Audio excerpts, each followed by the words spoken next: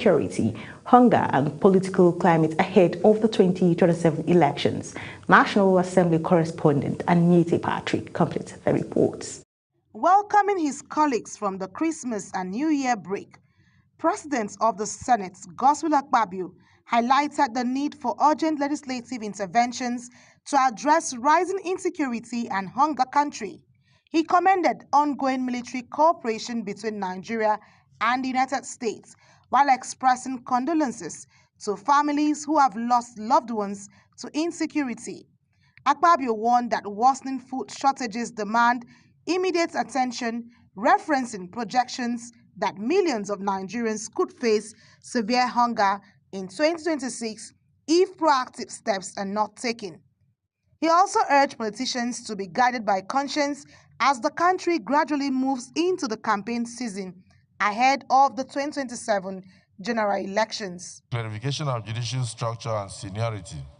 The bill seeks restructure provisions relating to the composition, precedence, and ranking of justices of the Court of Appeal. Meanwhile, during plenary, the President of the Senate read 3 communications from President Bola Ahmed Tinubu. The first was the transmission of the Court of Appeal Amendments Bill 2026, which seeks to strengthen the capacity of the appellate courts. The proposed amendment includes an increase in the number of justices from 70 to 110, clarification of judicial structure and seniority, and the establishment of an alternative dispute resolution center within the Court of Appeal to handle matters that may be settled out of court. This Senate extends its deepest sympathies to the families who have lost their sons and daughters to insecurity across our dear nation. In the second correspondence, the President requested Senate's confirmation of the appointment of Justice Oyewole Kayode as a Justice of the Supreme Court of Nigeria. The third communication conveyed the President's request for the Senate's consideration of 24 health sector bills aimed at reforming existing health laws, including efforts to streamline what was described as an over-bloated membership of the governing councils in the sector.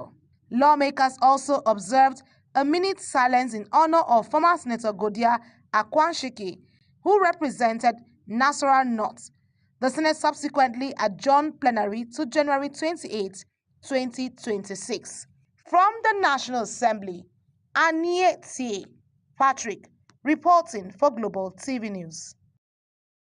The National Industrial Court of Nigeria has ordered workers under the Joint Union Action Committee to suspend their ongoing strike in the Federal Capital Territory. The ruling followed a suit filed by the FCT Minister Nyesom Wike and the FCT administration that's seeking to hold the industrial action. Kabir Hassan completes the reports. The legal battle over FCT workers' strike moved to courtroom as the National Industrial Court sitting in Abuja considered an application brought by the FCT administration against leaders of the Joint Union Action Committee. The claimant asked the court to restrain the union from continuing the strike, picketing government facilities, or disrupting activities within the Federal Capital Territory. Delivering the rule, Justice Emmanuel held that while the dispute qualifies as a trade dispute, the right to embark on industrial strike is not absolutely once the matter has been referred to the National Industrial Court. We commend the court for making an order for the stopping of this strike, restraining the workers from going on strike or continue with the strike. I think this is commendable because it's going to give the parties opportunity to discuss, and then the order is given according to the law. The judge ruled that workers are barred from embarking on or continuing a strike during the pendency of a case before the court, adding that any ongoing industrial action must cease immediately until the suit is determined. The court consequently granted an interlocutory injunction restraining the union from further strike action and adjourned the matter to March 23, 2026 for hearing of the substantive suit. They have been doing their best trying to reach out to the minister, but the minister refused to see them. And they went on strike, which is the only instrument a worker, an employee can use to express his grievances. And my lord said, since the matter is in court, matter cannot be in court, and you control with the strike. Call off your strike, go back to work, while we adjudicate on it. A few hours after the court ruling, activities gradually resumed at the FCTA headquarters, as the main gate was sighted open with visible movement of workers and vehicles with heavy security mounted. The development suggests compliance with the court order following a days of disruption caused by the industrial action. Stakeholders now await a lasting solution of the dispute as legal proceedings continue. Kabir Hassan, reporting for Global TV News. In the meantime, President of the Nigerian Labour Congress, NLC, says the order of the National Industrial Court on the workers of the Federal Capital Territory Administration, FCTA, cannot break the ongoing strike. The NLC also berated the Minister of Federal Capital Territory, Nyesom Wike, for threatening to sack workers less than 2 hours after the court made its pronouncement on the workers. Speaking of the development, the Acting General Secretary of the NLC, Benson Upah, wondered why the court did not consider injustice meted out on the workers by the minister. Jigawa State Pilgrims Welfare Board has commenced the medical screening for intending pilgrims as preparations intensify for 2026 Hajj exercise. This development comes as preparations speed up for intending pilgrims for the 2026 Hajj exercise, which is expected to attract millions of pilgrims from across the globe. Speaking during the inauguration of the screen at Hadeja General Hospital, the Director General of the board, Umar Labo, said the exercise is crucial to ensure the health and safety of all pilgrims from the state. The African Democratic Congress, ADC, has called on Nigerians to embrace loyalty to a cause, democratic values and the nation as the country moves towards the 2027 general elections. The party says Nigerians' political future depends on leaders and citizens who place national interest above personal ambition. Ubong Usoro reports. Loyalty is a word with deep meaning in Nigeria's political space, yet one that is constantly tested by defections, personal interest, and shifting political alliances. At a gathering of prominent members of the African Democratic Congress, ADC, the party's leadership engaged in a critical conversation on the place of loyalty in Nigeria's democratic journey. Speaking at the event, former Vice President of Nigeria, Alhaji Atiku Abubakar, stressed that true loyalty should be to the nation, democratic institutions, and guiding principles, not to individuals or personal ambitions. Much more positively to the development or political development of our country is the emergence of this coming together of various political leaders to rescue this country. Also speaking, former Governor of Osun State, Rauf Aregbesola, emphasized that loyalty must be anchored on a cause rather than on personalities.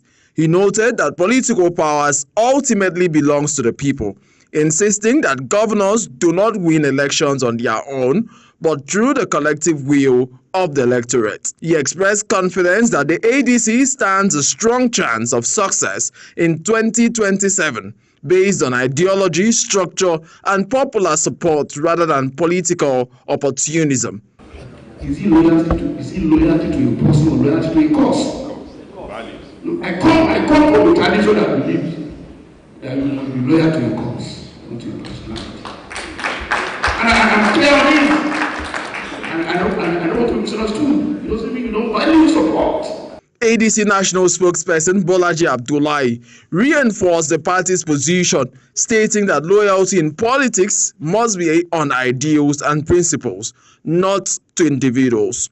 There is the first one I call loyalty as obligation, loyalty as duty, like the loyalty to a country.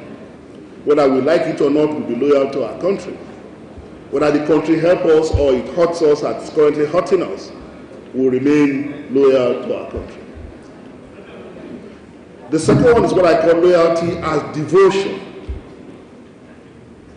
A religion, a religious personality, a cult hero, a cult of personality, because we are devoted to that person. The ADC says it is committed to offering Nigerians a credible alternative to the ruling APC as the nation heads into the 2027 general elections. Ubong Usoro, For Global Television News. The Nigerian Army says it has intensified security operations across Ebonyi State to counter emerging threats and sustain peace. The commanding officer of the 24th Support Engineer Regiment, Lieutenant Colonel Ikenna Chielo, says the Army is addressing security concerns, including land and boundary disputes, banditry and activities of the indigenous people of Biafra and Eastern Security Network. Defense correspondent Kikelomo Okele has her details. The commanding officer of the 24th Support Engineering Regiment, Lieutenant Colonel Ikenna Chielo, explained that the regiment maintains a standby reaction force and conducts intelligence-led patrol in identified flashpoints, working closely with the Nigerian Police Force and other security agencies to strengthen intelligence sharing and rapid response. He added that the Nigerian Army has also expanded non-kinetic engagement while improving surveillance and communication through the deployment of digital networks and specialized communication vehicles. It therefore assures residents that the Nigerian Army remains committed to working with relevant stakeholders to ensure lasting peace and security in Ebonyi State. Training was conducted last year, and in fact this year we're already preparing to commence training on those equipment. The essence is to have soldiers that are, refreshed all the time, know what to do at every point in time, so that we can have we'll all be on the same page when it comes to the conduct of operation. Meanwhile, security has improved significantly in Ikwo local government area following the establishment of a forward operating base under Operation Udoka. The acting officer commanding of the forward operating base in Ikwo Sector 2, Captain Sunday Ogo, says the base was established on January 14, 2024 to address rising threats including communal clashes, boundary disputes, cultism and kidnapping. According to him, sustained patrols, aggressive operations and credible intelligence backed by strong community cooperation have restored calm across affected communities. That we have achieved on this FOB is being able to douse down the communal clashes between local governments, like communities like Imagu and Epomaka. These are well-known communities who have boundary issues, which has in turn resulted into clashes over time.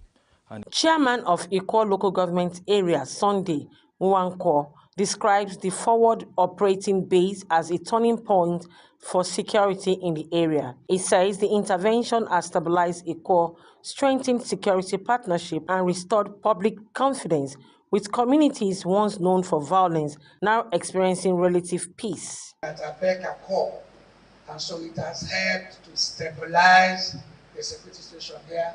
And I can tell you, if you ask anybody in the state, what used to be stories of insecurity has become a place to celebrate for stable security. With intensified operation, improved intelligence and growing community cooperation, the Nigerian Army says it remained resolute in its mandate to safeguard lives and properties and sustain peace across Ebonyi State. Kikelomo Okele, Global Television News. The Chief of Army Staff, Lieutenant General Wide Shuaibu, has issued a strong warning to officers and soldiers against arms trafficking and sale of arms and ammunition, stressing that any personnel found culpable would face severe discipline measures in line with the military laws. The Army Chief gave the warning at the sensitization workshop on human rights and professional conduct for troops of 1 Brigade Sector 2 Joint Task Force Northwest Operation Fansanyama held in Gusau, the Zamfara State capital. Our correspondent has the details. The Chief of Army Staff was represented by Chief of Civil Military Affairs, Major General Musa Etu Ndagi, who on arrival inspected a quarter guard mounted in his honor before proceeding to Lieutenant General Tukulber Tay Hall, venue of the event. The Chief of Army Staff described trafficking and illegal sale of arms and ammunition as acts that are threats to national security and betrayal of trust reposed in Nigerian Army, noting that the service maintains a zero-tolerance stance on all forms of misconduct. He emphasized that professionalism, accountability, and strict adherence to human rights remain central to ongoing counter-banditry and internal security operations across the Northwest, and assured residents of Zamfara State and the Northwest region of Nigerian Army's unwavering commitment to lawful conduct, civil military cooperations, and sustained operations aimed at restoring peace and stability. Beyond human rights principles, the Nigerian Army is committed to upholding the highest standards of professionalism in its resolve to provide and to protect our nation and its people. Earlier, the commander of 1 Brigade, Nigerian Army Gusau, Brigadier General Mustafa Jimo, stated that troops under his command have consistently demonstrated adherence to operational directives and professional standards. He attributed these to ongoing in-theater training, regular sensitization, and continuous updates of brigade standing orders and standard operating procedures to address evolving security challenges under Operation Fansayama. Notwithstanding these positive strides, the Nigerian Army maintains a zero tolerance for acts of indiscipline, abuse of human rights, or any form of misconduct capable of undermining the public confidence in the armed forces. Accordingly, this workshop provides a valuable platform to further deepen our understanding of applicable laws, ethical obligations, and professional conduct expected of every officer and soldier. The Nigerian Army remains resolute in its commitment to professionalism, discipline, and respect for human rights as it continues operations in the Northwest and Nigeria at large. Sadia Yakubu, reporting for Global Television News. You're watching the live broadcast of Midday News. When Midday News continues after this weather forecast, plus business, foreign and sports stories on the other side of this break. Please stay with us. Hello and welcome to the weather forecast. Moderate doses is expected over parts of the northeast, particularly Borno, Yobe, and Jigawa states. Other parts of the northern region will experience slight doses, which may reduce visibility. Across the central cities, conditions will be sunny and hazy with warm daytime temperatures. Moving down to the southern parts of the country, the weather will be partly cloudy with chances of isolated thunderstorms expected over the coastal areas, especially Bayelsa, Delta, Akwa Ibom, and Cross River State. And that's the weather forecast for Tuesday. I'm Sefia Yunusa. Thank you for watching.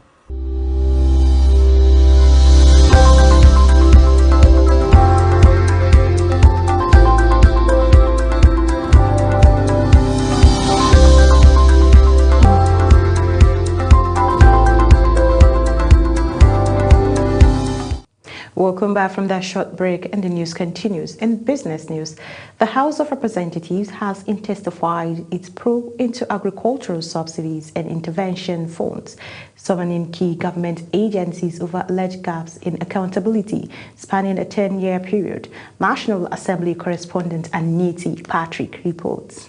The House Ad Hoc Committee investigating agricultural subsidies, intervention funds, aids and grants has summoned the Auditor General of the Federation, the Ministers of Finance and Agriculture, the Central Bank of Nigeria, and the Economic and Financial Crimes Commission over the utilization of funds released for agricultural programs between 2015 and 2025.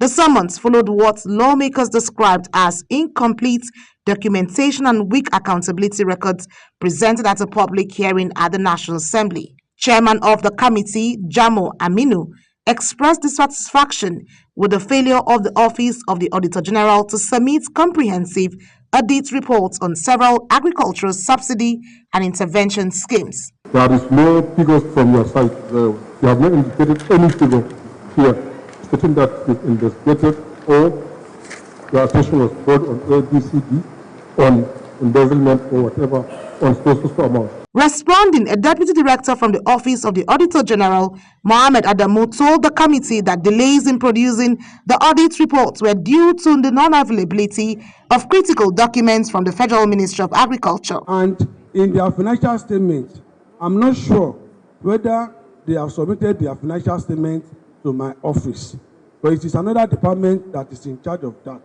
When I get to the office, I will go and confirm if they have submitted the account for this year to our audit. Representatives of the Central Bank of Nigeria and the EFCC also appeared before the panel. While the committee commended the Central Bank of Nigeria for its level of cooperation, it said further scrutiny would continue. The EFCC disclosed that investigations into several agricultural fund-related cases are ongoing. So it's going to have multiple dates, and because we want to give you a data that will be not smaller, but a compressed data that will show you what you really want. Because under Access, we can have 20, 30, or even 40 rows. Following the hearing, the committee directed the Auditor General as well as the Ministers of Agriculture and Finance to appear before it on February 3rd. Lawmakers warned that failure to comply would attract legislative sanctions in line with the powers of the National Assembly. From the National Assembly, Aniete Patrick, reporting for Global TV News.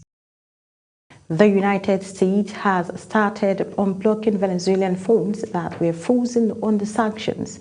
The South American country's interim president said in the latest sign of approachment between long-term foes, Caracas has been under United States sanctions, including an oil embargo since 2019, following Nicolas Maduro's first disputed claim to re-election the previous years. During his first term, United States President Donald Trump also froze Venezuelan funds in international accounts, which Maduro estimated in 2022 accounted to sum of $30 billion.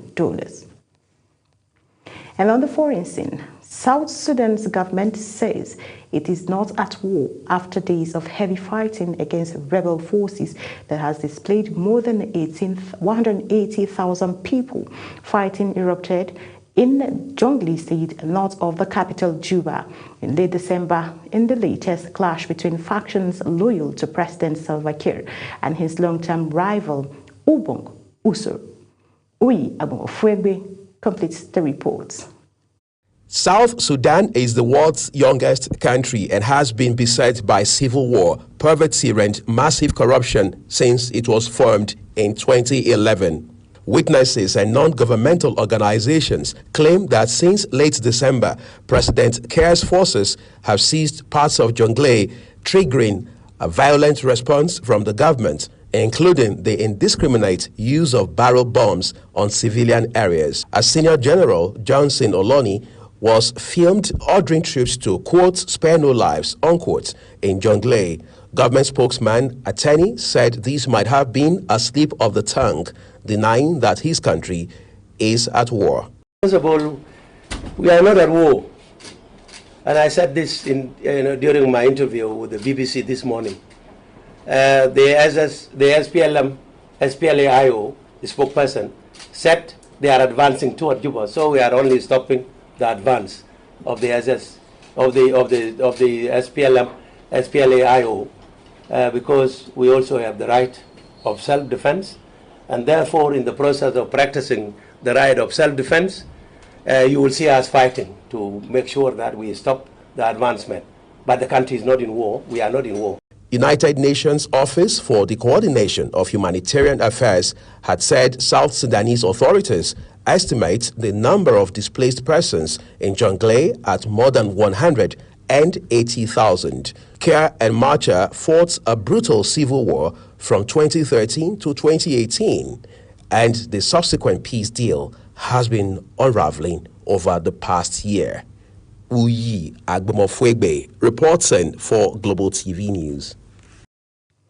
Thailand has given a contraceptive vaccine to wild elephants for the first time in an effort to control their population. Suki Bongsang, a director of the Wildlife Conservation Office, noted that the wildlife authorities and a veterinary team administered the shot to 3 female elephants in southeastern province.